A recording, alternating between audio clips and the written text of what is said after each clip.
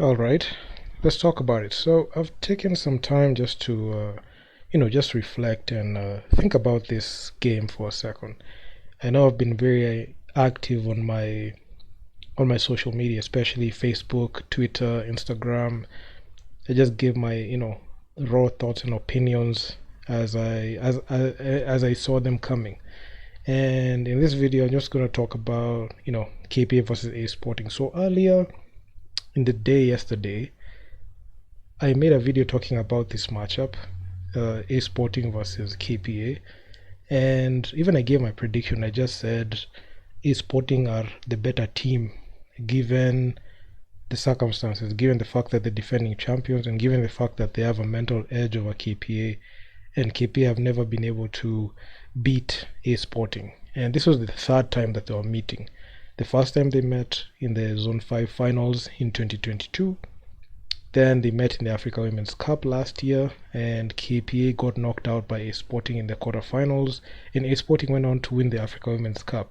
So they're the defending champions. I know they've rebranded to the Africa Women's Basketball League, and today I'm just, giving my, raw thoughts and opinions on how I see this. So when I made my prediction, I just wanted to see what type of defense and what type of offense KP are just going to put up.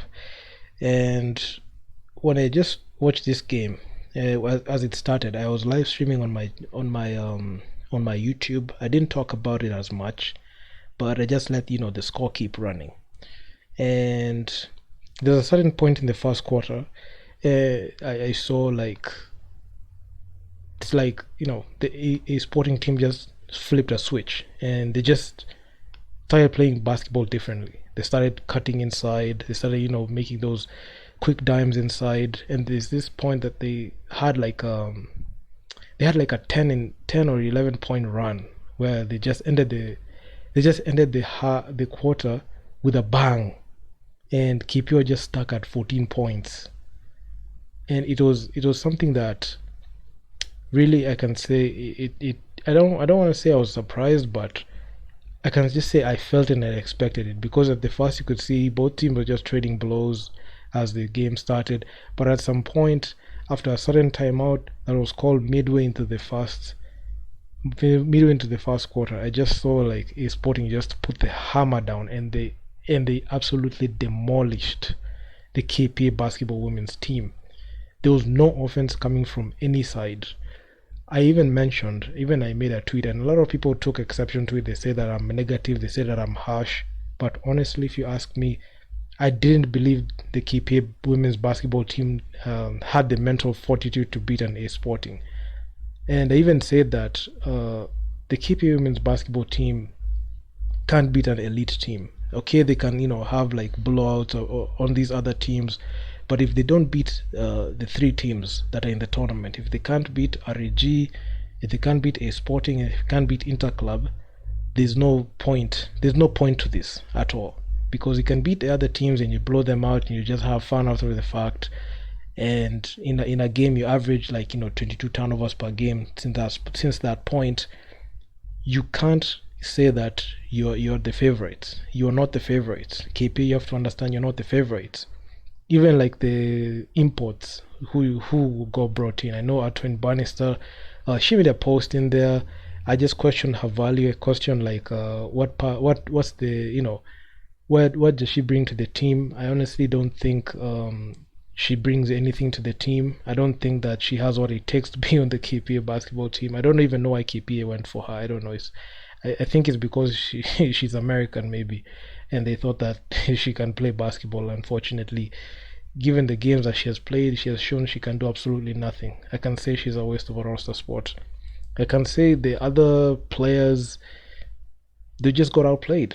I mean, this is a situation where uh, when you think that you know how to play, and you think that you're confident enough because you've won a couple of games, and you think that you can stick to one style, and you think you can just use it in every single team. It doesn't work that way. And KPA just learned this thing the hard way, and they had to learn it at the expense of beating the defending champions. And I know for a fact that this is a team that doesn't pay attention to the stat sheet. This is a team that doesn't look at film at all. They just say that just to impress people in the media, because if they did, they would have rectified the mistakes. It doesn't take you, 4 games or 3 games to understand that you're leading, you're averaging 21 turnovers per game. It doesn't take you like 3 games to know what type of team, or even the coaching. I don't know. I don't know if the coach has even have the best team that he can roll out given like a specific matchup. I don't think that they train for that. I don't think that they understand the type of matchup that is there. Because if they really, really understood this matchup, they would have looked at every single sporting game and broke down the film and try to run drills and sets to be able to play that team. But unfortunately, I know for a fact they didn't do that. And this is a game that I can just say it was a quit game all the way from the first quarter. Their heads dropped, their confidence dropped. All these quote unquote good players that KPA seems to have on the team did absolutely nothing. They were virtually unplayable and useless. I can say the big name players did nothing. You can see even on the shooting wise, you can see we shot 37%, KPA shot 37% from the field. And you can see on the free throws is 35%. This is unacceptable completely. And there's a reason for that, because they're not even going and attacking the basket like that. And you can see on the 3-point percentage, well, there's no clear 3-point shooter on the team, and it looks like the coach doesn't understand that this is a 3-point shooting game and it's a 3-point shooting tournament. You have to have people who can take that shot and have 3-point specialists. The roster, the people that they brought in, outside of Victoria Reynolds, none of them can hit a three. Natalie can't hit a three. Hilda cannot hit a three. She's not a scorer. She has never been a scorer. She can't be a scorer. She's old, and honestly, they just looked outplayed in there. Some players have not even gotten even the feeling of getting into the tournament at all. So it's just pathetic. It was just a pathetic performance. I actually just tuned out and just to stop watching in the fourth, because it's just getting much more embarrassing. And the thing that made it more embarrassing is Sporting. This is the second time they're scoring north of 100 points. I believe they scored. Sporting scored had a 100-point game, and they beat they beat this team. Man, it was just sad. Like KPA just conceding north of 100 points, coming off saying that they have the ability to be able to take the game to them or take the fight to them. They didn't do nothing. Honestly, they got out rebounded. They look small in there. Look at the offensive balls that were being caught. I mean, you would think that KPA will have the ability to be able to even convert, but they couldn't. Almost got out rebounded. It was such a close matchup. Okay, they're not going to KPA because of rebounding, but majority of that didn't amount to anything. Even having all those offensive balls led to nothing. You can see 20 turnovers per game. We're just averaging 20 turnovers a game. Sporting just dished out the rock pretty well. 33 assists in a whole game. Points from turnovers 28. 31 fast break points. We're tied actually in points in the paint, so that means the only way KPA could score is just driving the ball inside. There was no outside shot, no perimeter shot, nothing. And even going even to the usual suspects, you could see Diana Shamia. I don't even know what she brings onto the team. She played 16 total minutes, had zero production, virtually zero production. She couldn't score given the minutes that she had. Natalie, she's not a scorer. She was 3 of 10. Can see she's clearly not a 3-point shooter, and none of those threes even made any difference. She had 5 rebounds, 2 assists, 4 turnovers, 1 steal, one pass, no foul. I mean, it was just bad. It was just bad overall. You got Hilda, 17 minutes played, 8 points, 2 of 4 from downtown. Nothing, absolutely nothing. This is not the production that you expected to have when you're playing a team of this caliber. Becky didn't play. Selena played 18 minutes, 5 points. I mean, 28% shooting from the field. You see those shooting splits are just poor and pathetic. Rachel Watch, you can say she had a breakout game, but it meant nothing. They were just empty stats, honestly. Especially when it came to the rebounds, you can get all these rebounds. The majority of them, you're just seeing they're all defensive boards. Offensive boards couldn't convert on any. You can see Medina got shut down. A sporting team knew how to take her out of the game, and they succeeded in that. She couldn't be able to, she doesn't have good footwork. That's number one. She always looks to face off the basket. She can't beat her defender, or even have good footwork to be able to beat the defender and go in easy for the basket. No footwork. So she got taken out of the game early. Belinda, 22 minutes played. She tried. She did her job, but it wasn't enough. I can say Belinda and Rita did their job, but Victoria Reynolds, she got shut down. 7 of 17 shooting, 15 points. She got held to she didn't even make a 3. 0 for 6. I saw a situation where A Sporting were just neutralizing every single offensive weapon KPA had, and when they had a stop, every single time what they did was they made sure to make KPA pay. If it was a turnover, they scored it. If it was transition points, they scored it. If it was an open 3 that KPA are too lackadaisical to defend, they made sure to take care of that too. So you could see it was just a difficult game overall. And this is the time I saw in the score early in the second, you could see early in the second quarter you could see 44-14, and we're not even at the half. At some point I even predicted they might even go for 70 points at the half, but thank God that didn't happen, because that would be the most points conceded. But you could see there was a certain run that KPA just had, but it wasn't enough, because every time KPA tried to score, A Sporting kept scoring. They just kept scoring in bunches like that, and they were very efficient, especially from deep. And majority of the time when a team is down like that, you have to look at your shooters, and you have to have a coach that knows how to draw up plays for specific possessions.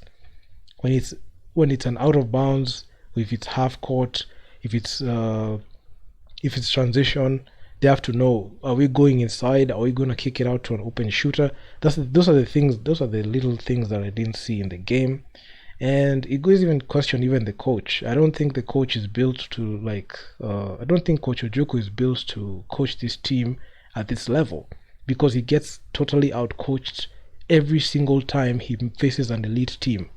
If they can choose to keep him or even keep these players on the roster, which is okay, but you can never win with this roster or this team. You can choose to sign as many foreign players as you want, but you won't be able to win with them. You saw last year, Ifunanya Okoro got signed by KPA. She had good moments in there, but you could see it wasn't enough, as KPA got knocked out in the quarterfinals. That was the farthest that KPA will have gone. They went, even with the new signing that they got, their new marquee signing at that time. This time they brought in a couple of players. They brought in, the overrated Antoine Bannister. They brought her in.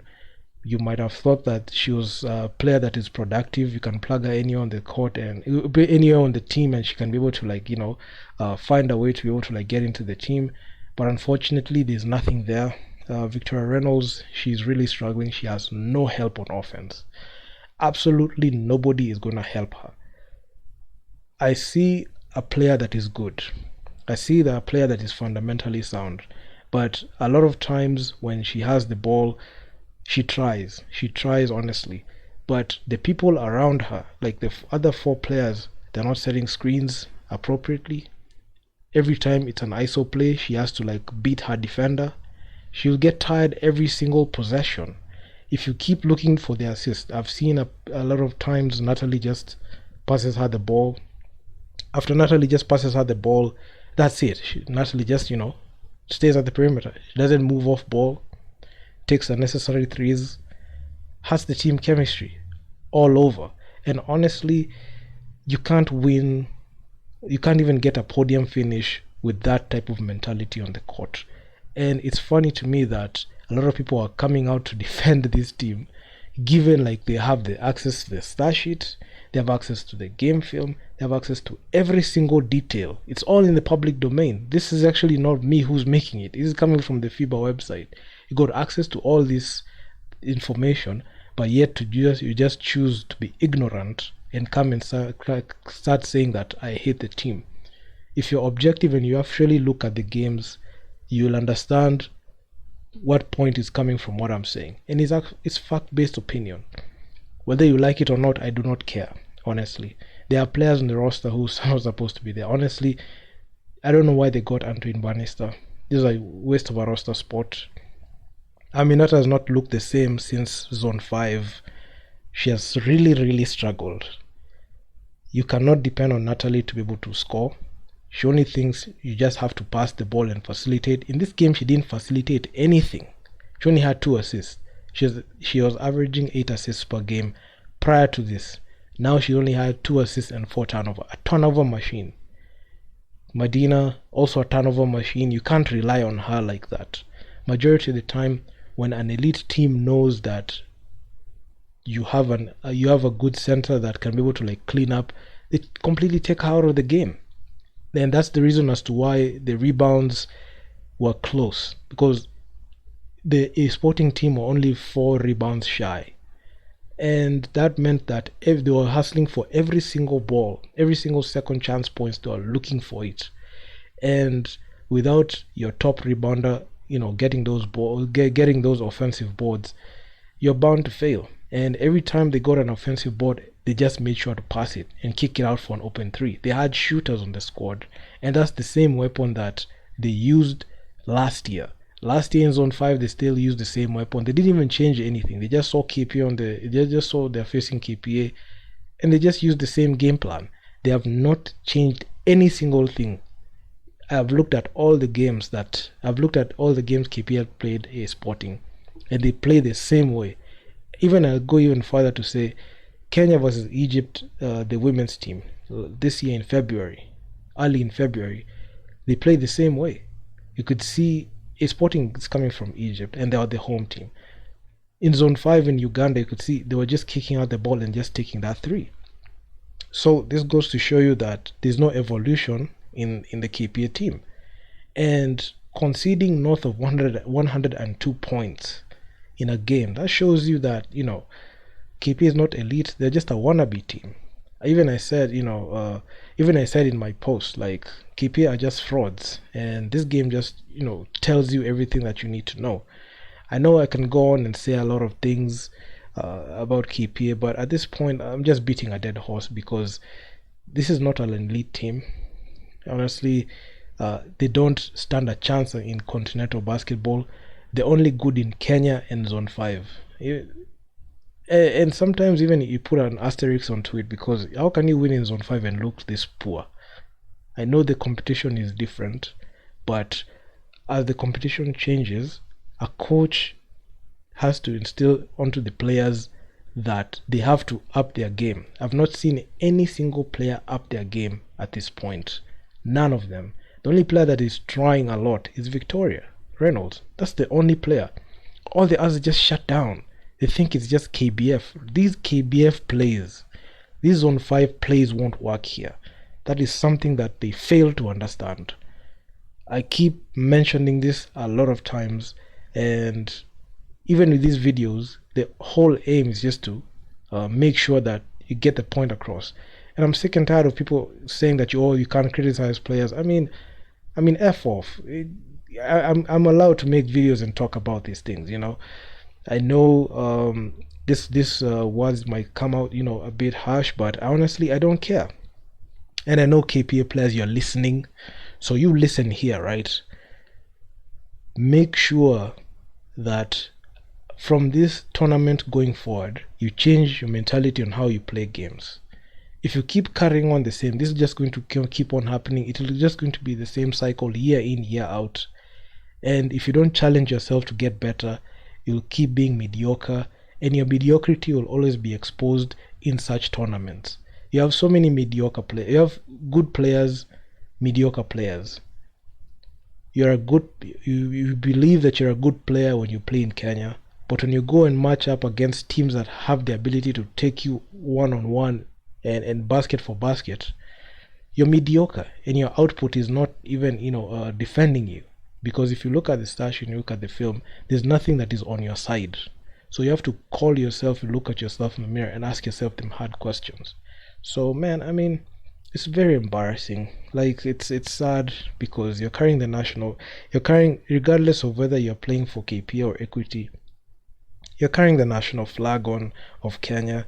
You're a team that is coming from Kenya, and this is actually the representation of who Kenyan basketball are and what Kenyan basketball is. So yeah, man, I mean, that's all I have to say about that. So if you guys like the video, make sure you leave your feedback down in the comments. I know KPA players, you're watching this video, so make sure you leave your comment there so I can know so I can know who you are or where you're listening it to. I know you're listening when you're in Alexandria, so yeah, please be sure, even hit me on the DMs too. So if you want, so man, I'm out.